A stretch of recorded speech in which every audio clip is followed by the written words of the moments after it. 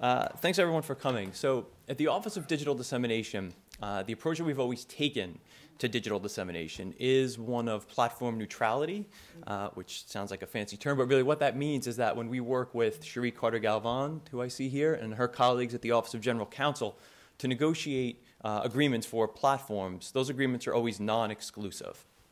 Right, so what does that mean? That means, on one hand, that it gives us the richest set of options to support faculty in what they envision.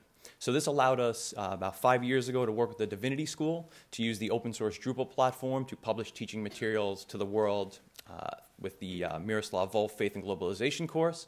When we think about the Open Yale Courses initiative, it allows us to disseminate teaching materials on YouTube and iTunes in addition to Diana's opanyalecourses.yale.edu home website.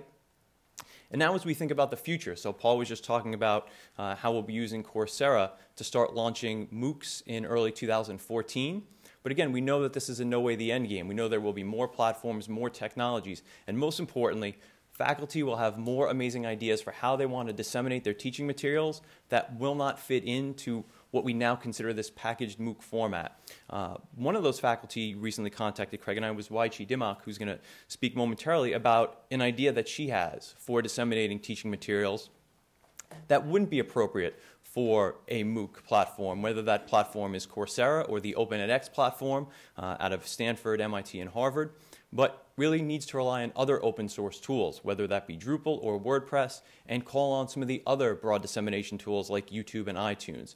So it's a way of sharing her teaching materials in the world, but not in the way that I think as Diana described is the coin of the realm now with the MOOC format. So at the core of this is working with faculty, whether it's at the college, the graduate or professional schools, to think about the goals for that initiative. How do you want to share your teaching materials? Who do you want to reach? And then let's look at this broad set of platform solutions we have and think about which ones fit.